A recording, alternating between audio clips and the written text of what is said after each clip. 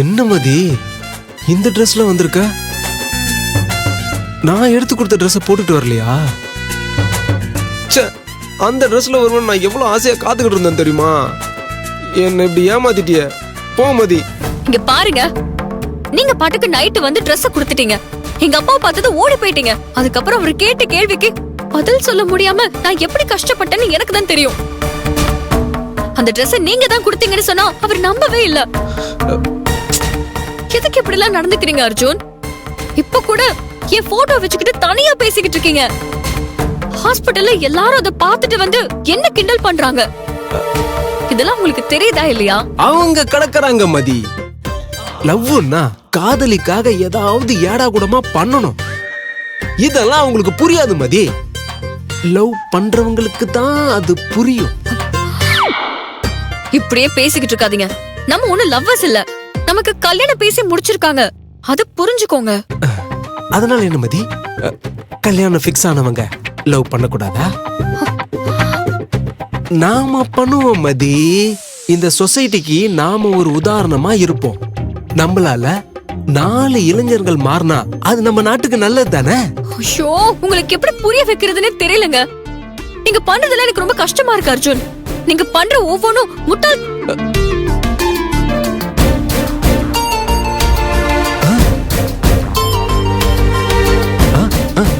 சொல்லு மதி.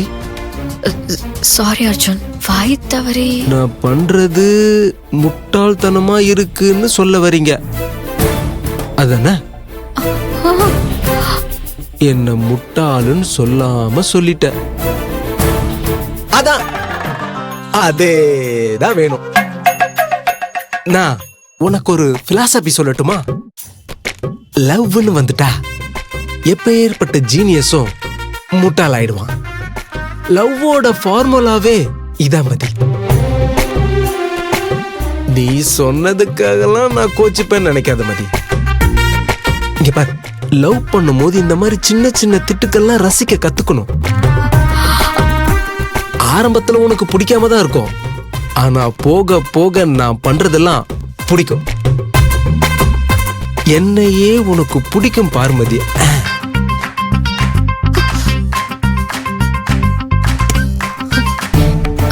மதி, நீ இங்கதான் இருக்கியா? உடனே வாயே, வா. மதி மதி போயிட்டா.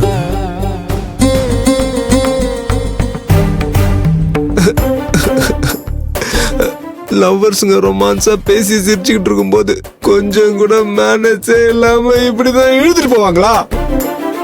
இந்த மகிழினிக்கு கொஞ்சம் கூட அறிவே கிடையாது.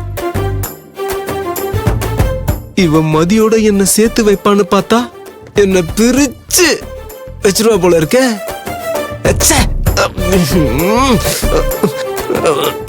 ஆதி,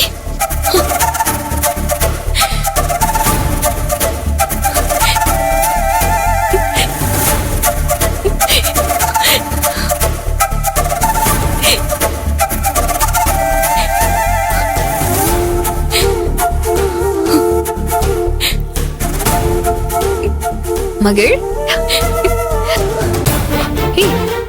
மகிழ், என்னாச்சு? ஏண்டி அழுகுற?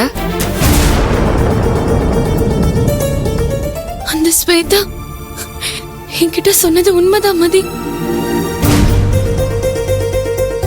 என்ன மகிழ், ஸ்வேதா என்ன சொன்னா? புரியுற மாதிரி சொல்லுடி. நான் சொல்றேன் மதி, அந்த ஸ்வேதா மறுபடியும் நான் வீட்ல இருக்கும் போதே வந்தா. அவளுக்கும் ஆதிக்கும் இன்னைக்கு கோவில்ல ப்ரீ வெட்டிங் போட்டோ ஷூட் நடக்க போகுது. ஆதி எனக்கு கிடைக்க மாட்டான்னு வெறுப்பேத்திட்டு போறான்.